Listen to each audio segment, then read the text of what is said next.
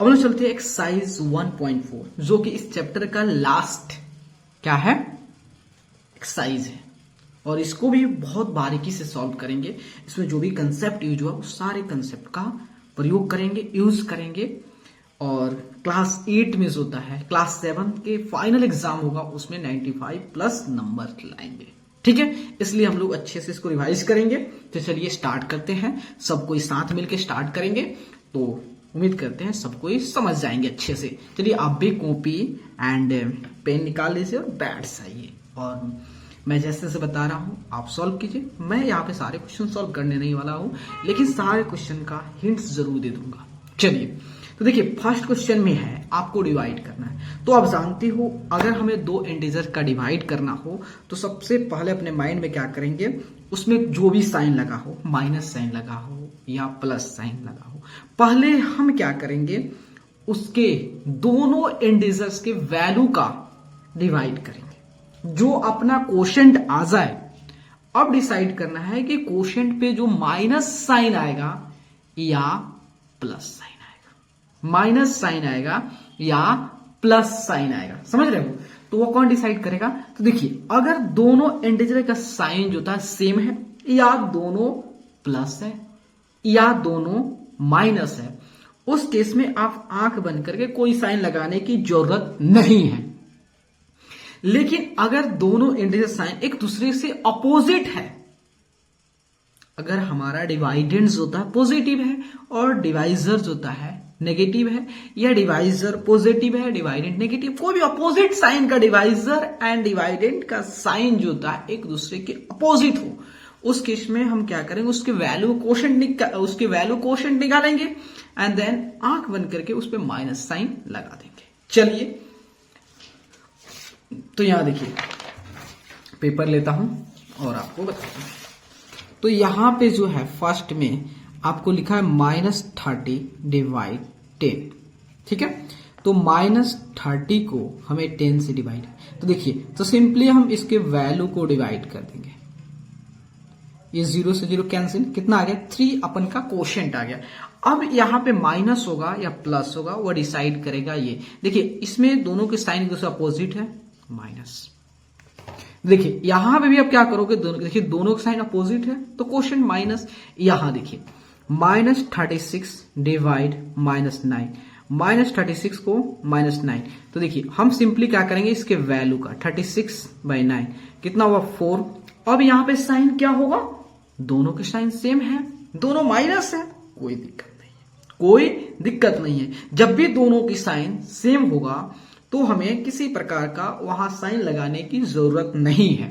अगर साइन कब लगाने की जरूरत होगा, माइनस साइन, अगर दोनों की साइन एक दूसरे से अपोजिट होंगे, डिवाइजर एंड डिवाइडेंड की साइन एक दूसरे से अपोजिट होगा तभी, ठीक है। उसी तरह देखिए आप इसको -49 को 49 से डिवाइड करोगे तो -1 आ जाएगा। अब चलिए ई नंबर देखिए, ई नंबर में जो होता है 13 को हम डिवाइड कर रहे हैं -2 + 1, ठीक है। तो यहां कैसे करोगे, सबसे पहले ब्रैकेट में जो है उसको सॉल्व कर लीजिए। तो -2 में से 1 गया -1, ठीक है। तो अगर आप 13 को -1 से डिवाइड करोगे तो कितना आ जाएगा आपका -13 आ जाएगा, ठीक है। उसी तरह जो होता है 0 को आप किसी भी इंटीजर से डिवाइड करो, रिजल्ट 0 आएगा। चलिए जी नंबर देखता हूं, तो जी जो है -31 डिवाइड -30 + -1, -31 डिवाइड, ये कितना हो गया, ऐड करोगे तो -31। तो आप लोगों ने एक बहुत अच्छा सा प्रॉपर्टीज पढ़े हो डिवाइजर के केस में, अपना डिवाइड केस में पढ़े हो। क्या है वह प्रॉपर्टी है, आप किसी भी इंटीजर को उसी इंटीजर से डिवाइड करोगे तो उसका कोशेंट जो होता है हमेशा 1 आएगा। मैंने क्या बोला कि आप कोई भी इंटीजर ले लो और उसी इंटीजर से डिवाइड करोगे तो उसकी कोशेंट हमेशा 1 आएगा, ठीक है। अब आते हैं हम एच नंबर पे। अब यहां पे कर रहे हैं -36 डिवाइड जो है 12 और डिवाइड 3 पहले ब्रैकेट वाला। देखिए -36 को अगर 12 से डिवाइड करते हो देन उसके बाद 3 से, देखिए तो 12×3 = 36 -3 डिवाइड 3, तो -3 को इसको क्या कीजिए 3 को 3 से डिवाइड कर दीजिए, क्या आ गया 1, लेकिन दोनों साइन अपोजिट इसलिए माइनस। उसी तरह अपना आई देखिए, आई में कह रहा है कि -6 + 5 डिवाइड -2 + 1, ठीक है। तो देखिए यहां पे दोनों की साइन अपोजिट है, तो क्या होगा -1 डिवाइड यहां -1, यहां पे भी जो है सेम इंटीजर का सेम से डिवाइड किया गया है, तो रिजल्ट 1 आ जाएगा, ठीक है। तो अपन ने 1 को बहुत ही बेहतरीन ढंग से किया। इसका यही कंसेप्ट है। आप क्या करोगे कि सबसे पहले दोनों की, आपको दोनों जो भी हमारा डिवाइजर है डिवाइडेंट है, दोनों की वैल्यू का डिवाइड करो, उसके साइन पे ध्यान ही नहीं देना है। अब देखेंगे कि हमारा जो क्वोशिएंट आया है उसमें माइनस साइन लगेगा या नहीं लगेगा, वह डिसाइड कौन करेगा, वह डिसाइड करेगा कि हमारा जो डिवाइडेंट है और डिवाइजर, अगर डिवाइडेंट एंड डिवाइजर की साइन एक दूसरे के अपोजिट है तो साइन लगा दो, अगर नहीं है तो चुपचाप बैठ उसको छोड़ दो, कोई उसमें छेड़खानी मत करना। चलिए अब यहां करा वेरीफाई डेट्स। देखिए ये जानते हैं कौन से प्रॉपर्टी है, आप डिस्ट्रीब्यूटिव प्रॉपर्टीज पढ़े होंगे, distributive law of multiplication over addition, तो वह distributive law of division over addition लिखा हुआ। लेकिन आप जानते हो डिस्ट्रीब्यूटिव लॉ जो है वह आपका डिवीजन केस में वैलिड नहीं होता है, नहीं होता है, तो वहीं आपको प्रूव करना वैलिड नहीं होता है, कोई बात नहीं है। तो देखिए यहां पे हम मान लेंगे यहां पे a डिवाइड b + c, इसको हम मान लेते हैं LHS, and a divide b + a divide c, इसको हम RHS मान लेंगे, ठीक है। तो a क्या है अपन का 12 है और यहां डिवाइड, और b क्या है -4 है और c क्या है 2 है। तो देखिए 12 -4 में से कितना गया -2, तो 12 से आप क्या करोगे 2 को डिवाइड करो, कितना हुआ 6, लेकिन दोनों साइन अपोजिट है, समझ गए। उसके बाद a क्या है 12 को किससे डिवाइड करना है 12 को -4 से, उसके बाद जो है 12 को डिवाइड करना है 2 से डिवाइड करना है, तो कितना हो गया, तो 4 3 12 3 हो गया, दोनों साइन अपोजिट है माइनस, और प्लस 12 को जो होता है 2 से डिवाइड करना है 6, कितना हो गया आपका 3, ठीक है। तो क्या -6 और 3 इक्वल है, इक्वल नहीं है। तो आप समझ गए डिस्ट्रीब्यूटिव लॉज होता है वह किसके लिए वैलिड होगा, मल्टीप्लीकेशन के लिए, वह डिवीजन केस में वैलिड नहीं होता है। तो एक क्वेश्चन तो आप करोगे मेरे प्यारे दोस्त। चलिए इसको भी हमने बहुत अच्छे से किया, अब थोड़ा हम पेपर लेते हैं एंड देन नेक्स्ट क्वेश्चन पे फोकस करता हूं, ठीक है। 3 नंबर। तो देखिए आप लोगों को मैंने बताया है कि अगर कोई भी दुनिया का कोई भी इंटीजर ले लो, ठीक है, अगर आप उस इंटीजर को 1 से डिवाइड करोगे डेफिनेटली आपको वही मिलेगा। तो यहां पे कह रहा है 369 को हम कौन से इंटीजर से डिवाइड करें ताकि हमको वही मिल जाए। अरे भाई 1 से डिवाइड कर दो ना, कोई दिक्कत है नहीं है। अब कह रहा है -75 को हम किससे डिवाइड करें कि -1 मिल जाए। तो देखो पहले आंख बंद करो, अब बताओ 75 को किससे डिवाइड करोगे कि आपको 1 मिलेगा। आप कहोगे 75 को किससे डिवाइड करोगे तो 1 मिलेगा, 75 से मिलेगा, ठीक है, ठीक है। लेकिन देखिए यहां पे देखिए मैं आपको कैसे समझा रहा हूं, यहां पे 75 है, इसको डिवाइड x मान ले, यहां -1, ठीक है। अगर मान लेता यहां पे 75 है, अगर इस 75 को -75 से डिवाइड करता तो क्या मिलता, हमें 1 मिलता, क्योंकि हमने पढ़ा है कि कोई भी इंटीजर को उसी इंटीजर से डिवाइड कर दिया जाए तो क्वोशिएंट 1 आएगा। लेकिन कह रहा है हमको कह रहा है कि 1 नहीं लाना, आपको -1 लाना। इसका मतलब यहां पे साइन चेंज कर दीजिए ना, तो यहां पे माइनस है तो इसका ऑपोजिट ले लीजिए साइन का, तो प्लस, तो अगर आप जो -75 को 75 से डिवाइड करो तो क्वेश्चन डेफिनेटली 1 आएगा, समझ गए। अब कह रहा -206 को किससे डिवाइड करोगे कि आपका 1 आएगा। तो 206 यहां फोकस कीजिए, 206 को किससे डिवाइड करोगे कि आपका 1 आएगा। तो आप जानते हैं 206 को 206 से डिवाइड करोगे तो 1 आएगा, लेकिन बोला है यहां पे माइनस लगा दिया है। तो यहां पे माइनस लगा दिया है तो माइनस को आप किसी भी नेगेटिव इंटीजर को उसी नेगेटिव इंटीजर डिवाइड करोगे तब जाके आपका 1 आएगा। इसका मतलब यहां पे 206 है, मतलब उसी हमने पढ़ा है किसी भी इंटीजर को उसी से डिवाइड कर दो तो क्वोशिएंट 1 आ जाएगा। और -87 को किससे डिवाइड करे कि 87 आ जाए, यही चीज है। तो नहीं ये चीज नहीं है, आप क्या कर दो यहां पे जो होता है -1 से डिवाइड कर दो, क्योंकि माइनस दोनों साइन सेम हो जाएगा तो माइनस स्वाहा हो जाएंगे और 87 बच जाएगा। अब कह रहा है कि बताइए कौन से ऐसे इंटीजर है जिसको 1 से डिवाइड करें तो हमको यही मिल जाए। अरे भाई इसी इंटीजर को जो होता है -87 को आप 1 से डिवाइड करोगे तो 87 मिल जाएगा। अब कह रहा है कि बताओ कौन से इंटीजर को 48 से डिवाइड करूं कि -1 आ जाए। तो कौन सा इंटीजर करें, सब प्रॉपर्टी बेस्ड क्वेश्चन है भाई। तो देखो अगर आप 48 को जो था 48 से डिवाइड करोगे तो 1 आएगा, आप जानते हो सेम इंटीजर को उसी से डिवाइड करो तो 1, लेकिन आपको यहां माइनस लाना, मतलब इसका मतलब अपोजिट साइन होना चाहिए, यहां पे -48 कर दो ना।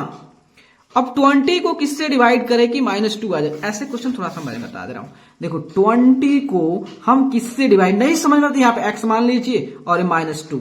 तो देखिए तो 20 तो इधर डिवाइड है तो इधर क्या होगा मल्टीप्लाई हो जाएगा, तो -2 इंटू एक्स, तो 20 बाई -2। अच्छा ये तो डिवाइड ऐसा होगा 2 से 20 10 बार में, इसका मतलब -10। अगर जो है इस 20 को -10 से डिवाइड किया तो -2 आ जाएगा, -2। अब कह रहा है कि बताइए कौन से इंटीजर को हम 4 से डिवाइड करें कि -3 है। इसको भी देखिए हम मान लेते x कोई इंटीजर है, उसको 4 से डिवाइड करें कितना आएगा -3 आ जाएगा। तो x इधर क्या है, x को जो था ये हम मल्टीप्लाई में कर दिया, देखो x हो गया, x को अगर हम 4 से डिवाइड करते हैं तो -3, तो देखिए इधर डिवाइड है इधर जाएगा तो मल्टीप्लाई, ठीक है। तो x इक्वल टू -12। कहने का मतलब अगर -12 को जो होता है 4 से डिवाइड करेंगे तो -3 आ जाएगा। चलिए ये भी कर दिया। अब चलते हैं 4th नंबर पे, right 5 pairs of integers such that a को b से डिवाइड करूं तो -3। अब कह रहा है a और b के जो आपको 5 पेयर बनाना है, ऐसे जिसको आप डिवाइड करो तो उसे क्वोशिएंट हर एक केस में -3 आना चाहिए। जैसे यहां पे जो है मैं आपको बता देना चाहता हूं कि आपका 6 है तो 6 को जो है -2 से डिवाइड करोगे तो क्या होगा -3 हो जाएगा। एक बात बोलूं, एक बात दिखाऊं, इसको लाने का बहुत अच्छा तरीका उसने ढूंढने की कोई जरूरत नहीं है। देखिए मैं क्या कर रहा हूं, अब इसको देखिए 6 को 2 से मल्टीप्लाई कर दीजिए, 6 को 2 से मल्टीप्लाई कर दीजिए, कितना हुआ 12 हो गया। और इसको भी 2 से मल्टीप्लाई कर दीजिए, क्या हो गया 4 हो गया, कितना आ गया -3 आ गया। फिर 6 को 3 से मल्टीप्लाई कर दीजिए, क्या हो गया 18 हो गया। इसको भी 3 से मल्टीप्लाई, भाई हमको क्या करना, आसान बनानी है मैथ को, कोई डिफिकल्ट नहीं बनाना है।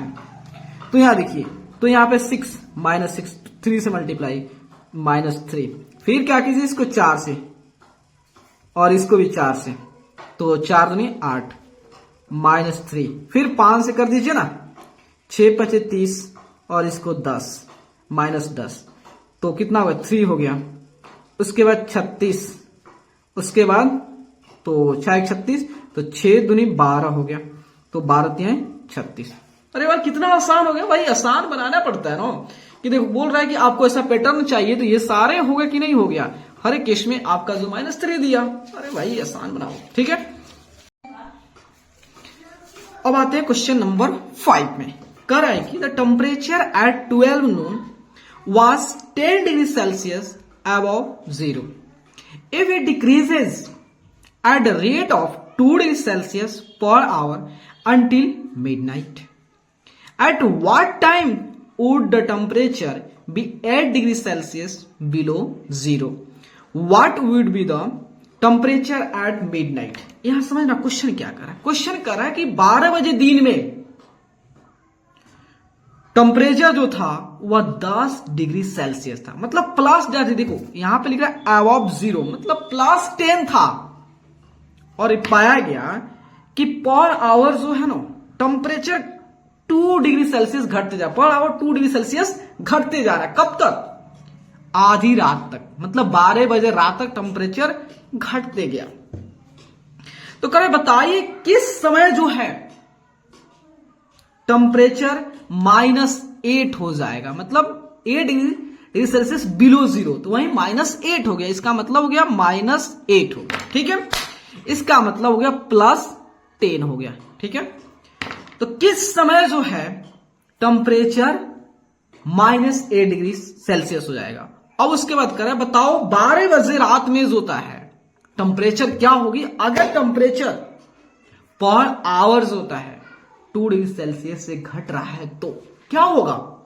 तो आओ ना, तो देखो मान लेते हैं ये 12 बजे नून का समय है, मतलब जो है 12 PM का समय है, 12 PM का समय है।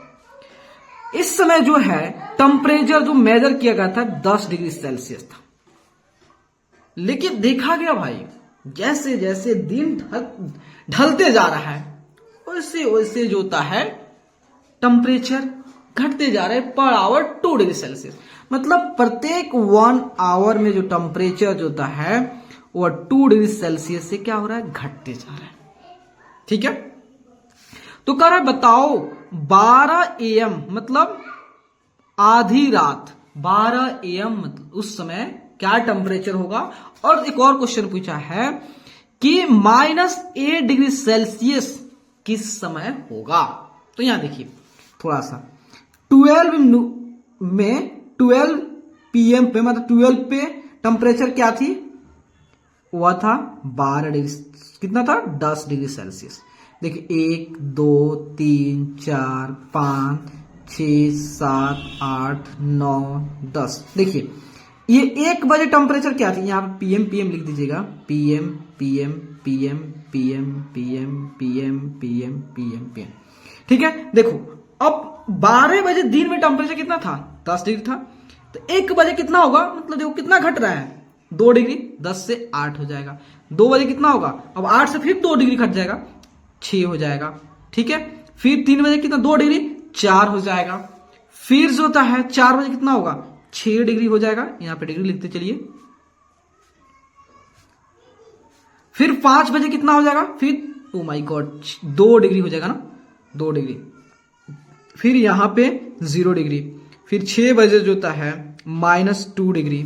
उसके बाद 7 बजे जो है -4 डिग्री, और वहीं 8 बजे जो है -6 डिग्री, और 9 बजे जो है -8 डिग्री। देखिए कितना 1 2 3 4 5 6 7 8 9 10, 1 2 3 4 5 6 7 8 9 10। ठीक है, मतलब कहने का मतलब जो है 9 PM में, 9 बजे रात में जो है टेम्परेचर कितना पाएगा, -8 डिग्री सेल्सियस पे आ जाएगा, -8 डिग्री सेल्सियस।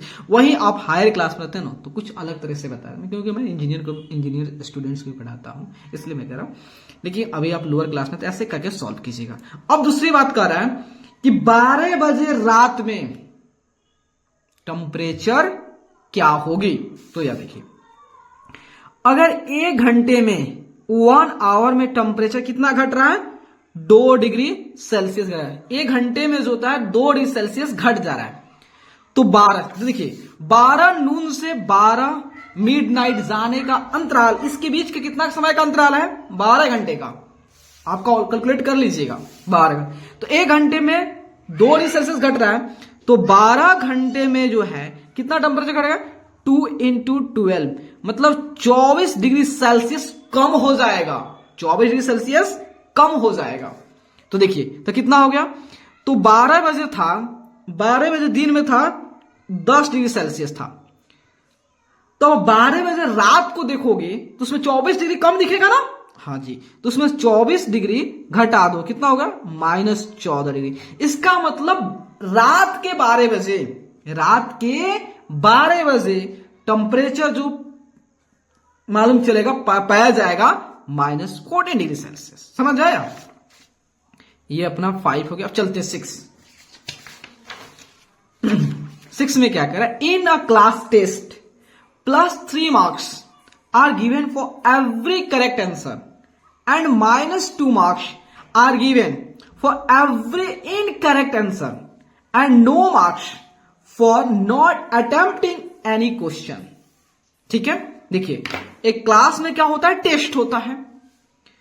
टेस्ट होता है, उसमें कंडीशन दिया होता है कि अगर आप जो है क्वेश्चन सही करते हो तो प्रत्येक सही क्वेश्चन पे आपको 3-3 नंबर +3 मार्क्स दिए जाएंगे। लेकिन अगर आप गलत कर देते हो फिर भी आपको दुखी नहीं किया जाएगा, बस सिर्फ साइन चेंज करके नंबर मिलेगा, उसमें -2 मार्क्स दिए जाएंगे। -2 मार्क्स दिए जाएंगे। ठीक है, तो अब देखिए क्या होता है आगे। और वहीं आप क्वेश्चन छोड़ देते हो तो 0 मार्क्स मिलेगा, कोई मार्क्स नहीं मिलेगा। ठीक है, no marks for not attempting any question. अगर क्वेश्चन नहीं छूछा कुछ नहीं करते हो तो आपको नहीं मिलेगा। देखिए राधिका स्कोर्ड 20 मार्क्स। राधिका को जब राधिका का पेपर चेक हुआ तो उसको 20 नंबर आ गया। तो if she has got 12 correct answers, how many question she had attempted incorrectly. देखो कह रहा है कि देखो राधिका जो थी, जब राधिका के पेपर को चेक किया गया तो उसको पाया गया कि उसको 20 नंबर मिल जाता है। लेकिन उसने 20 क्वेश्चन का जो था आंसर जो था करेक्ट दी थी। कितना? 12 क्वेश्चन का आंसर जो था है करेक्ट दी थी, लेकिन बाकी क्वेश्चन का आंसर गलत दी होगी, तभी तो उसको 20 नंबर आया है। तो वहीं पूछ रहा है बताइए राधिका जो है कितने क्वेश्चन का आंसर जो था है गलत दी थी। तो यहां देखिए, मान लेते हैं राधिका अगर एक क्वेश्चन सही करती है तो उसे कितना नंबर दिया जाता है? +3 नंबर। तो उसने 12 क्वेश्चन करेक्ट किया है, तो एक क्वेश्चन करेक्ट करने पे 3 मार्क्स, तो 12 क्वेश्चन पे 12×36 12 × 3 नंबर्स मिला। ठीक है, ये किस लिए मिला? करेक्ट करने पे, सही करने पे नंबर मिला। ठीक है, हमें नहीं पता है राधिका कितने क्वेश्चन को गलत की, तो हम मान लेते हैं राधिका जो है x नंबर ऑफ क्वेश्चन को उसने उसका आंसर गलत दिया। ठीक है, तो x क्वेश्चन गलत दिया और एक क्वेश्चन पे जो है एक क्वेश्चन का आंसर गलत करने पे -2 मार्क्स दिए जाते हैं। ठीक है, एक क्वेश्चन को गलत करने पे -2 मार्क्स दिए जाते हैं। तो बताना है कि अगर x क्वेश्चन का आंसर वो गलत देती है तो कितना नंबर मिलेगा? तो x × -2। देखो ये करेक्ट करने पे नंबर मिला और ये जो है इनकरेक्ट करने पे मिला। तो जब दोनों को आप ऐड कर दोगे तो आपको मिल जाएगा कि उस राधिका को कितना नंबर मिला। डेफिनेटली समझ में आया। तो 12×36 प्लस -2x = 20। तो 36 इसको इधर ला दो, 20 इसको उधर शिफ्ट कर दो, कितना हुआ 18, 2x 2 से 18, 9 बार में x = 9। इसका मतलब जो है राधिका जो थी वह 9 क्वेश्चन का आंसर जो था है गलत दी थी। ये 6 का ए है। अब बी में देखो, Mohini scores -5 marks in this test though she has got 7 correct answer, how many questions she has attempted incorrectly। देखो उसी क्लास में एक मोहिनी नाम की बंदी थी, एक लड़की थी। उसने जो है उसको जब कॉपी चेक किया गया तो देखा गया ओह मात्र -5 मार्क्स ही मिले थे, मात्र -5 मार्क्स ही मिले थे। लेकिन उसने जो है 5 क्वेश्चन का आंसर सही दिया था, फिर भी उसको -5 नंबर मिला। ऐसा क्यों? तो देखिए, तो मान लेते हैं यहां पे करेक्ट, मान लेते हैं अगर उसने एक क्वेश्चन करेक्ट किया होगी तो उसे 3 नंबर मिला होगा, लेकिन उसने 7 क्वेश्चन का आंसर सही दिया तो 7 × 3 नंबर उसे करेक्ट करने में मिल जाएगा।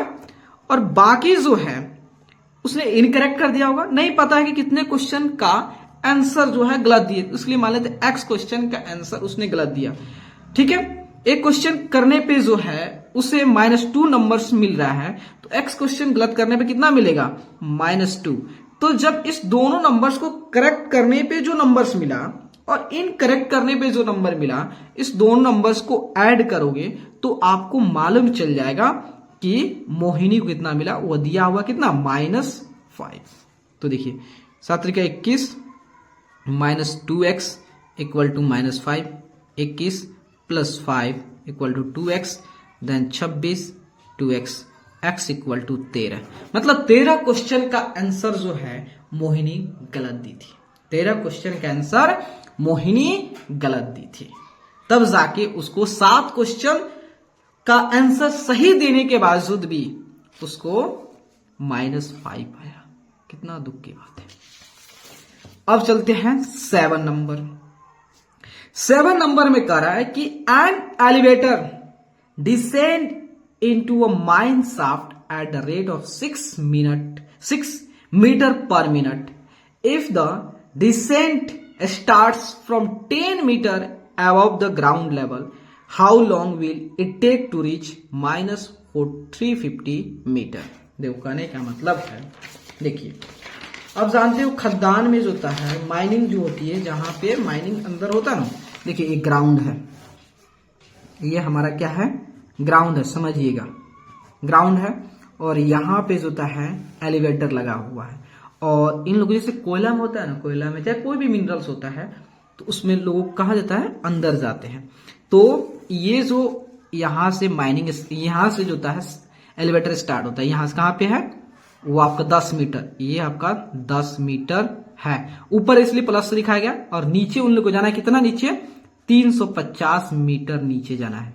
टोटल जो है यहां से एलिवेटर स्टार्ट होती है और उसे यहां पे जाना है, यहां पे जाना है। मतलब टोटल कितना डिस्टेंस ट्रेवल करना है, 350 + 10 360 मीटर डिस्टेंस उसको ट्रेवल करना है। 360 मीटर डिस्टेंस ट्रेवल करना है, ठीक है।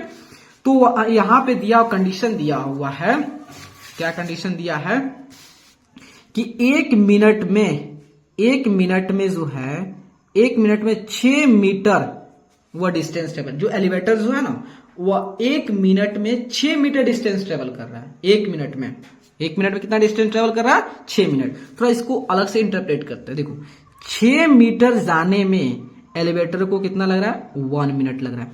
तो बताइए 6 मीटर जाने में 1 मिनट लग रहा है, तो 1 मीटर जाने में जो है एलिवेटर को कितना लगेगा, 1/6 मिनट लग जाएगा। इतना टाइम लग जाएगा 1 मीटर डिस्टेंस ट्रेवल करने में। तो 1 मीटर जाने में इतना टाइम लग रहा है, तो टोटल कितना डिस्टेंस जाना है, एलिवेटर जा रहा है यहां से स्टार्ट हो रहा है और उसको यहां पे आना है, तो उसको कितना 360। तो 1 मीटर में इतना टाइम, तो 360 मीटर डिस्टेंस ट्रेवल कितना हो जाएगा, सिंपली मल्टीप्लाई 360, तो 6 36 6 मतलब 60 मिनट, इसको लिख सकते हो 1 आवर्स। मतलब एलिवेटर को जो है ये ग्राउंड लेवल से 10 मीटर ऊपर से और ग्राउंड के 350 मीटर नीचे जाने में, यहां पे ग्राउंड इस लेवल पे आने पे जो है उसको जो है 1 घंटे लग जाएंगे। तो दोस्त अगर वीडियो अच्छा लगे चैनल को लाइक, सब्सक्राइब एंड शेयर करना मत भूलिएगा मेरे प्यारे लाल, क्योंकि मैं हमेशा चाहता हूं कि आपके जो क्लास 7 की जो फाइनल जो मार्च में एग्जाम होने वाली है उसमें 95+ मार्क्स है, 95+ मार्क्स है, ठीक है। उसके लिए थोड़ा सब्सक्राइब लाइक जरूर कीजिए।